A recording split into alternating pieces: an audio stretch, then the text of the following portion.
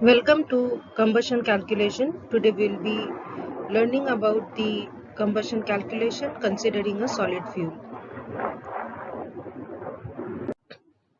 Main objectives of combustion calculation are to find the weight or volume of minimum air required for combustion of given amount of fuel. Second, percentage and amount of excess air used per kg of fuel, and percentage composition by volume or weight of combustion product, that is dry or wet, formed on burning of given quantity of fuel. Let us see the numerical. The numerical states that coal sample has following composition by mass: carbon 74%, hydrogen 6.8%, oxygen 13.2%, nitrogen 2.1%, sulfur 1%, ash 2.9%. Calculate theoretical weight of air required per kg coal.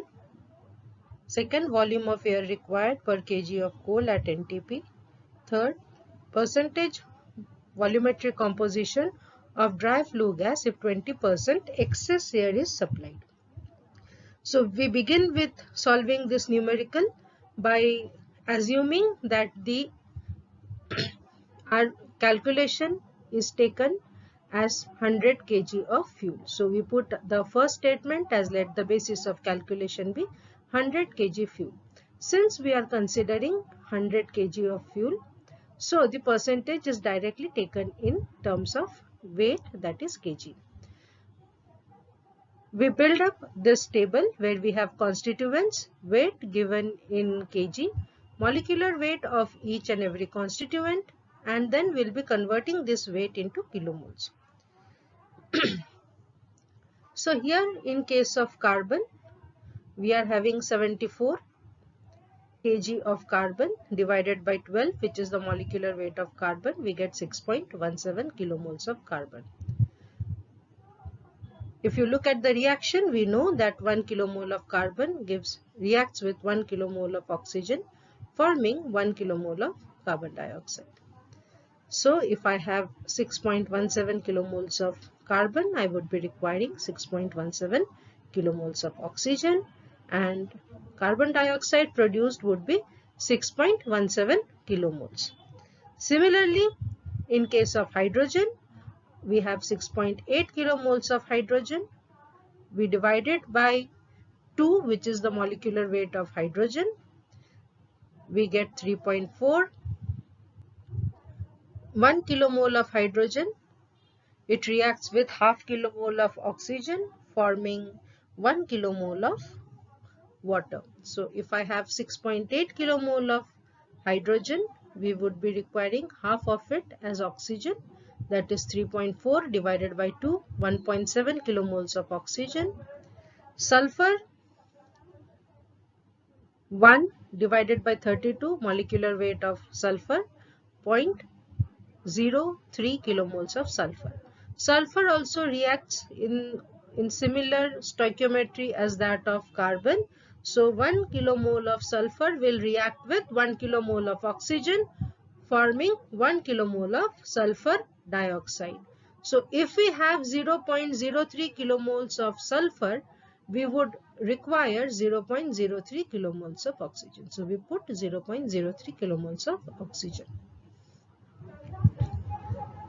Next, we are coming up with oxygen, which is 3.2 divided by 32. Here 32 is also the molecular weight of oxygen.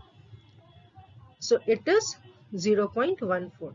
We take it as minus 0.14 since this oxygen is present in the fuel. So this much amount of oxygen we would require less from the air.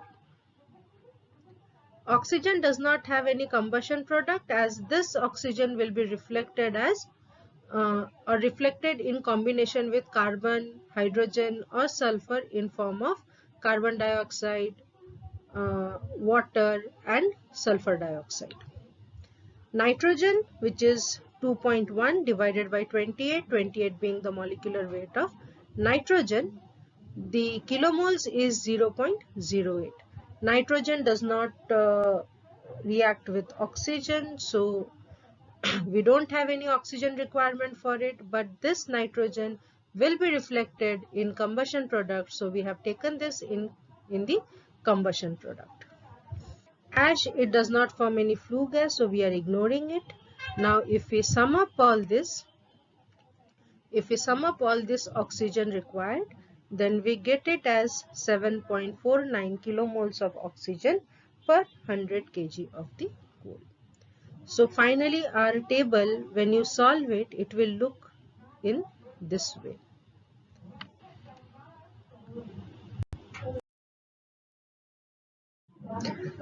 So now we are calculating theoretical amount of air required.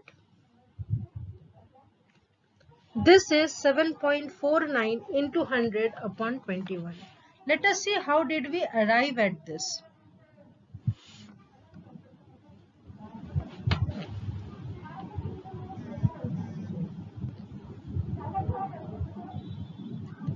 In the previous video, we had seen that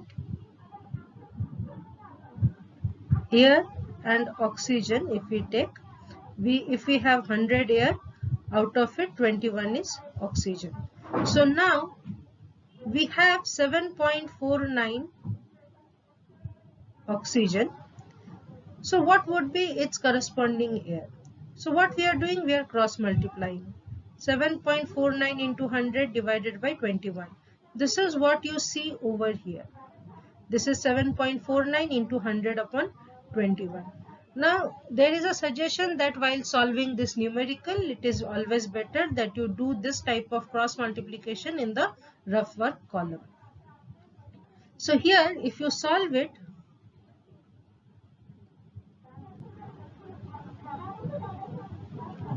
if you solve this, it comes out to be 35.64 kilomoles of air per 100 kg coal. Now let us find out the theoretical weight of air. We had already seen in the previous video that if I have kilomoles and I multiply it by the molecular weight, then this gives us weight. So this 28.95 over here, this is actually the molecular weight of air.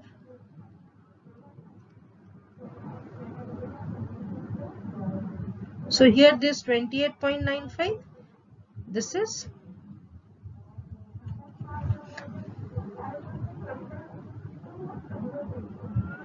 the molecular weight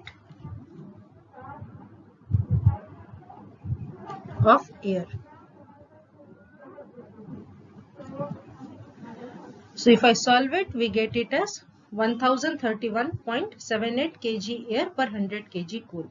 But we were supposed to find out the weight of air per kg coal. So we divide this by 100 and it comes out to be 10.32 kg air per kg coal, 3.32 since we have rounded it up. Next we are finding out the volume of theoretical air. This is equals to 35.64 kilomoles air per 100 kg coal. This is the same as we had calculated over here.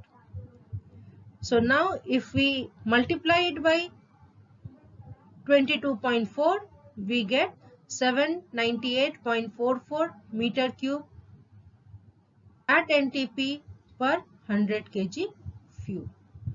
So for per kg, this will be 7.98 meter cube at NTP. Now, air supplied is 20% excess. So what does that mean?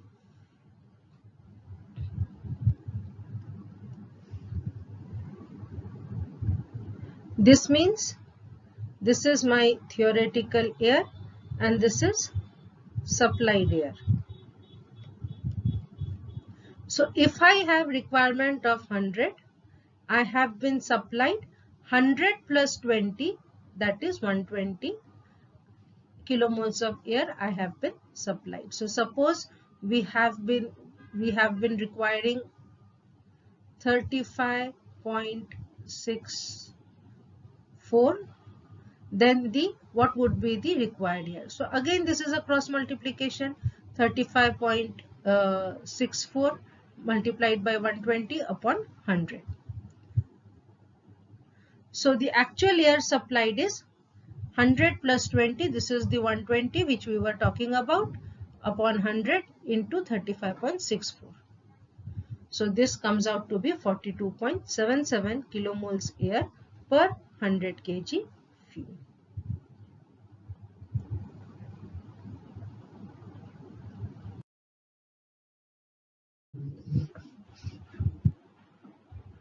So next we will be calculating the amount of oxygen which we will be seeing in the flue gas.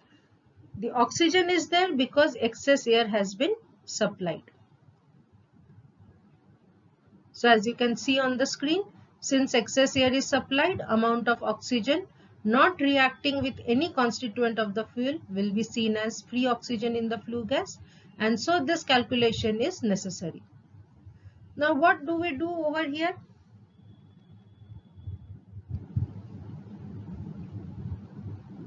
So if you look, we have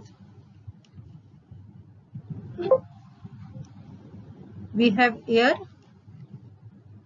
and the oxygen.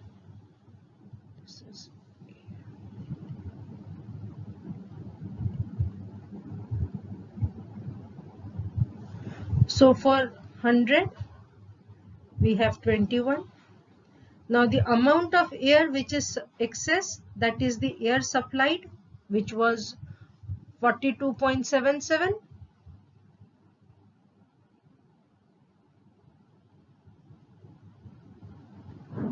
minus 35.64. This was the amount of air which is excess, that is the difference between the supplied and the theoretical or minimum air.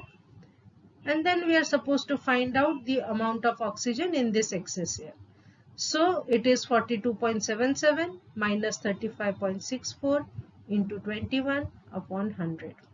So if I solve it, it comes out to be 1.5 kilomoles oxygen per 100 kg fuel.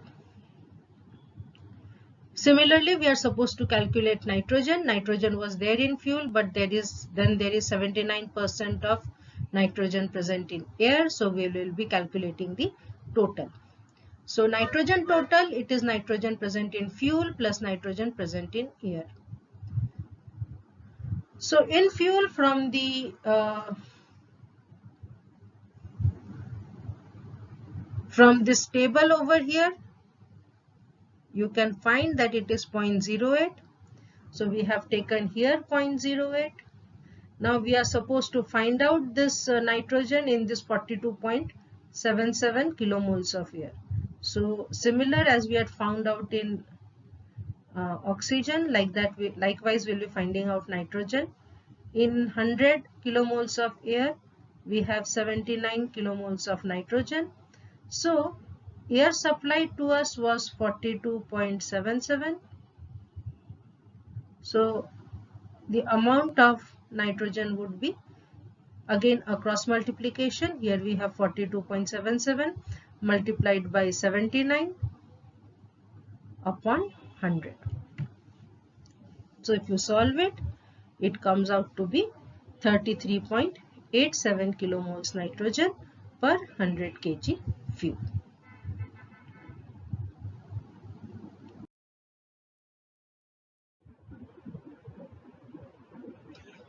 In this slide, we are going to find out the percentage composition of dry flue gas by volume as it is given in the numerical. So the combustion product comprises of carbon dioxide, sulfur dioxide, which we have taken from the previous table, its value as 6.17 and 0.03 respectively. Apart from these two, the combustion product will also contain total nitrogen, that is nitrogen present in the fuel as per the previous table, and also the nitrogen that we had found out from the air. So we consider total nitrogen as 33.87 and the excess oxygen which we have calculated as 1.50. So if you add up all these things, this comes out to be 41.56. So 41.56 is the total kilomoles of the combustion product. So by volume, it is 6.17, which is the kilomoles of carbon dioxide, divided by the total kilomoles of the flue gas or the combustion product multiplied by 100, comes out to be 14.84. Similarly, for sulfur dioxide, it is 0.03 divided by 41.56 multiplied by 100.08. Nitrogen, that is 33.87 divided by 41.56 into 100, 81.49. Excess oxygen, 1.5 divided by 41.56 multiplied by 100, which comes out to be 3.60.